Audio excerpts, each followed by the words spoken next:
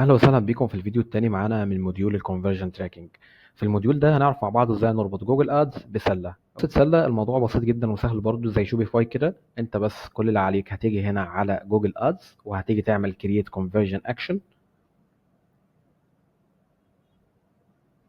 ثم بعد كده بتحدد الهدف اللي انت عاوز تعمله. زي حالتي كده انا هعمل بيرشيس وبعدين او عمليه شراء يعني، وهقول له التاج بتاعي اهو وهعمله سيت اب مانوالي يوزنج الكود. وبعدين هاجي هنا على الكونفرجن سيتنج.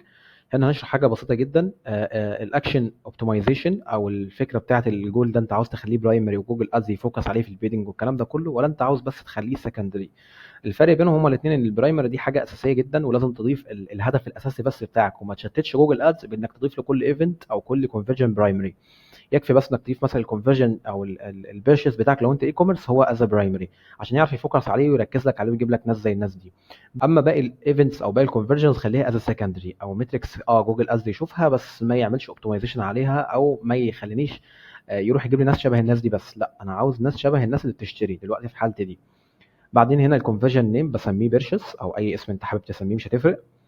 بعدين الفاليو هنا عندك ثلاث حاجات. جوجل بيقول لك ابعت لك القيمه بتاعه الفاليو ازاي. عاوز تستخدم سيم فاليو فور ايتش كونفرجن، يعني مثلا جوجل بيقول لك انت عاوزني ابعت لك قيمه ثابته مع كل كونفرجن من الكونفرجن ده لما يحصل على الموقع، واقول لك الكونفرجن ده حصل بكام، سي 100 ريال مثلا او 50 ريال، وبتقدر تغير العمله من هنا بكل سهوله. او هو هنا بيقول لك يوز ديفرنت فاليو فور ايتش كونفرجن، وده الافضل طبعا ان هو بيبعت لك الفاليو بناء على القيمه، لان بكل بساطه أنا مش ببيع منتج واحد، مش ببيع منتج سعره مثلا 100 ريال وبس.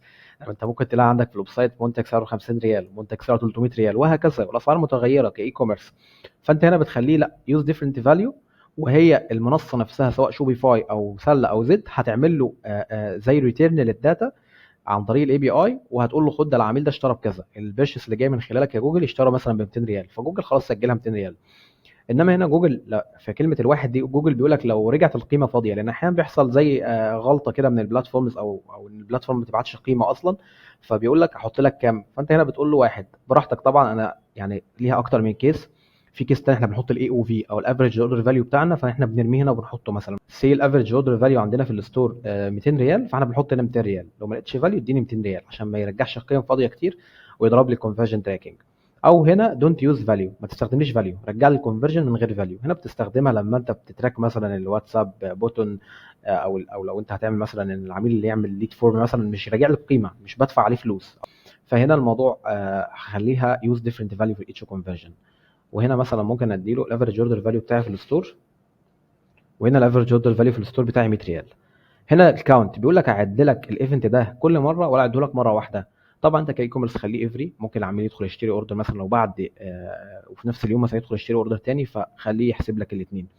هنا 1 مثلا لو انت عاوزه يحسب العمليه او المبيعه دي للشخص ده مره واحده بس، حتى لو دخل عمل اوردر تاني وتالت مش هيحسبه، هيحسب مره واحده بس. فانت هنا الافضل خليها افري لو انت شغال على اي كوميرس، وطبعا كل واحد بيشتغل على طريقته. ولو انت شغال مثلا الفورم سبمشن او حد بيملي لك فورم والكلام ده كله، لا خليها 1 احسن عشان ما يحسبش العميل ده اكتر من مره. بعدين بنيجي عند الاتريبيوشنز، وهنا ده جزء الاتريبيوشن. وهنا جزء الاتريبيوشن جوجل بيقول لك ازاي احسب لك الكونفرجن او احسب الكونفرجن ازاي. فانت هنا بتقول له اول حاجه عندك اللي هي كليك ثرو كونفرجن ويندو.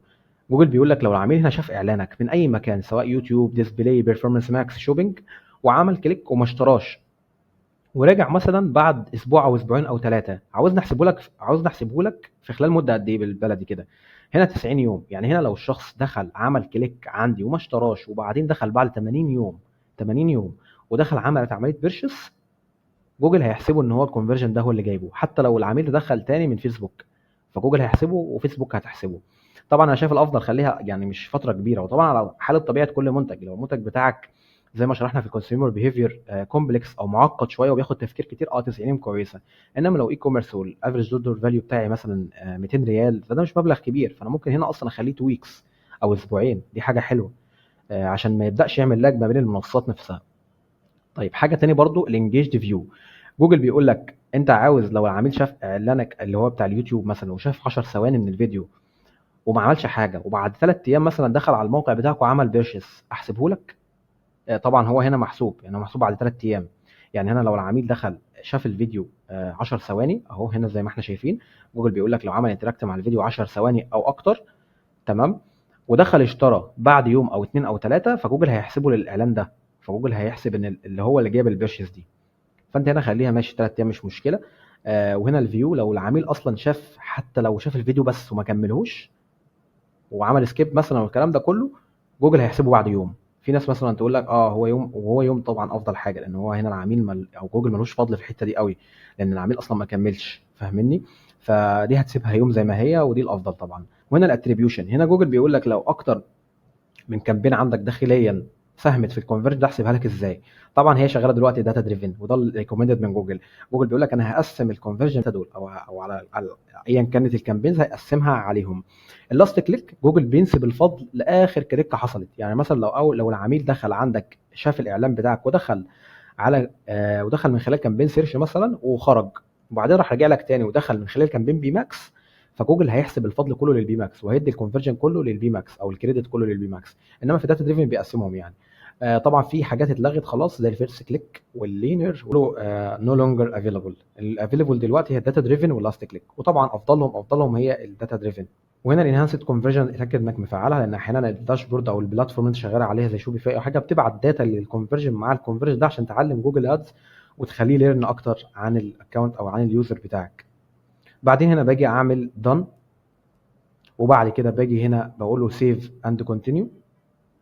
وبعد كده بيجي عندنا خيار مهم جدا، هتيجي هنا تعرف بس الليبل والاي دي بتاع الكونفرجن من خلال انك هتيجي هنا على جوجل تاج مانجر. انا مش هسطب طبعا عن طريق جوجل تاج مانجر لان سله موفره الكلام ده هي وزد.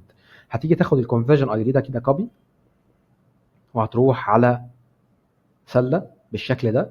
هتيجي على متجر التطبيقات وتحمل تطبيق اسمه جوجل ادز، وبعدين هتيجي عند خيار التطبيق وبعدين تعمل على اعداد التطبيق، وهتلاقي عندك في الخيارات عندك في الكونفرجن اي دي والكونفرجن ليبل عامه هتضيفهم.